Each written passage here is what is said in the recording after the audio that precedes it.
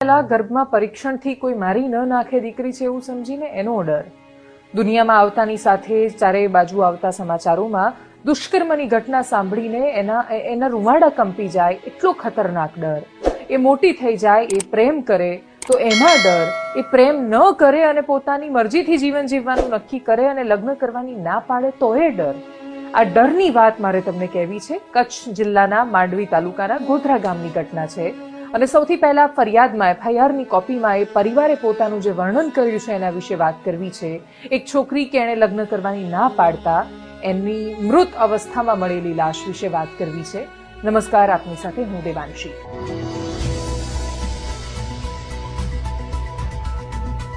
FIRની કોપીમાં પરિસ્થિતિનું વર્ણન કરતા રૂબરૂમાં પૂછવાથી જાહેર કરીને મારી ફરિયાદ લખાવું છું કહીને એમણે દીપક તુલસીભાઈ ગરવા, જેમણે પોતાની બહેનની મૃત્યુની જે FIR લખાવી એમાં એમણે પરિવારનું વર્ણન કર્યું છે. વર્ણન પહેલા સાંભળો. એ કહ્યું કે એ કંપનીમાં ડ્રાઈવર તરીકે નોકરી કરે છે. એમના પપ્પાનું 8 વર્ષ પહેલા બીમારીના કારણે મૃત્યુ થયું છે. માતાનું નામ સાવિત્રીબેન છે. 2 ભાઈ ને 5 બહેનો છે. મોટા બેન માનસિક રીતે અસ્થિર અવસ્થામાં છે એટલે સાથે રહે છે. બાકીના બહેનોના લગ્ન થયેલા છે અને સૌથી જે નાના બેન ગૌરીબેન છે એ કુંવારા છે. નાનો ભાઈ સુશીલ છે અને આ બંને ભાઈ બહેન, મારી મા અને મારી બેન ગૌરી, અમે આટલા લોકો સાથે રહીએ છીએ. 4 જણાનો પરિવાર જે સાથે રહેતો હતો. ભાઈ સૌથી મોટો કે જે માત્ર 9 ધોરણ સુધી ભણેલો છે, એ ડ્રાઈવર તરીકે નોકરી કરે છે. ખૂબ માપનો એમનો પગાર છે. પિતા નથી, માતાની સાથે દીકરી રહે છે અને PHCમાં કોન્ટ્રાક્ટ પર કામ કરે છે. એ કોન્ટ્રાક્ટ પર કામ કરતી છોકરી જે સવારે 5:30 વાગ્યાની બસ પકડીને પોતાની નોકરીએ જાય છે, 5:30 ઘરેથી નીકળે છે, 6 વાગે બસમાં બેસે છે અને બેસીને 4 વાગે પાછી આવે છે. એના માતા કહે છે કે મોટા ભાગે હું પ્રયત્ન કરું છું કે હું જેની સાથે જાઉં મૂકવા માટે, એટલે સવારે 5:30 કે 6 વાગ્યાના સમયે પણ જો છોકરીને ડર લાગે જતા તો એ ડરના વાજબી કારણો હોય છે, પણ એ ડર સાચો પડે. ગૌરીબેન 30 તારીખે પણ નીકળ્યા. આજુબાજુવાળા લોકોએ આવીને દીપકભાઈને જગાડ્યા અને પછી કહ્યું કે તારી બેન મરેલી પડી છે, ત્યાં જઈને પહોંચ. અને એમને ખબર પડી કે એ બેન કે જેણે બસમાં બેસવાનું હતું, એમના સાથી કર્મચારી જેમણે અમને ફોન કરીને આ વિષય પર વાત કરી, એમણે કહ્યું કે મમ્મી ઘરે લંચ બોક્સમાં ટિફિનમાં આપેલી ચમચી ભૂલી ગઈ, તો એ ચમચી લેવા માટે ઘરે ગઈ બસ સ્ટેન્ડથી. બસ આટલો સમય 3 માણસો આવ્યા, તલવારના ઘા ઝીંક્યા, એ છોકરીના શરીરની અંદર ચાકુ ઘુસાડ્યું અને એને મારી નાખી. માં પહોંચે છે ત્યારે માત્ર શરીર પડ્યું હોય છે, ખોળિયામાં પ્રાણ નથી રહ્યો હોતો. આવી અવસ્થામાં એ દીકરીને જુએ છે. પોલીસે આરોપીને પકડી લીધા છે. પ્રશ્ન એ છે કે આ પરિસ્થિતિમાં એ સવાલ થાય કે એને મારી કેમ નાખવામાં આવી, તો જવાબ માત્ર લગ્નની ના છે. કોઈ લગ્નની ના પાડે એટલે એને મારી નાખવાના? છોકરીએ કહ્યું કે મારે મારા સમાજમાં મારી રીતે મારી રીતે લગ્ન કરવા છે, હું નોકરી કરું છું, મારી રીતે જીવન જીવીશ.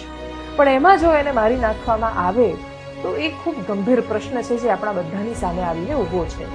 પોલીસનો આમાં રોલ, ન્યાય વ્યવસ્થા કેવી રીતે કામ કરે છે એ બધું જ મહત્વનું છે, પણ એનાથી વિશેષ મહત્વનું એ છે કે એક ગ્રીષ્મ વેકરિયા જેની હત્યા પછી આખું ગુજરાત ચર્ચા કરે છે અને એ ફેનિલ માટે વારંવાર આપણે સવાલો કરીએ છીએ, વાતો કરીએ છીએ, પણ એક ઘટના એક ઉદાહરણ બની જાય છે.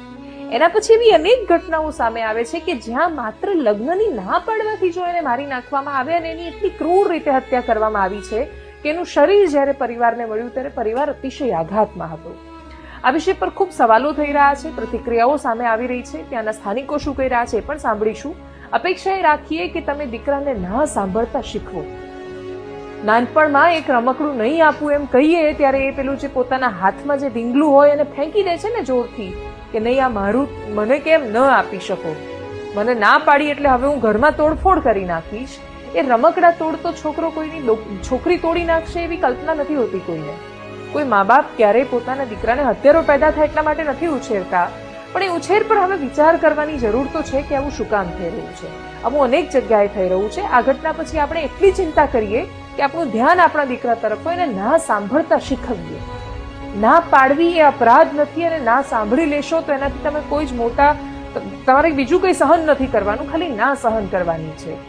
એ ગીતો પર પણ થોડો વિચાર કરીએ આપણે કે જે આપણે બહુ સરળતાથી બનાવી દઈએ છીએ કે તું મારી નહીં તો કોઈની નહીં. એટલે આ પ્રકારની વાતોને એટલે પ્રમોટ ન કરવી જોઈએ, કેમ કે એનું પરિણામ ઘણીવાર આવતું હોય છે. એ આવેશમાં, એ નશામાં, એ ગીતોના નશામાં, એ કથિત પ્રેમના નશામાં માણસ રાક્ષસ ક્યારે બની જાય છે એની એને પણ ખબર નથી હોતી.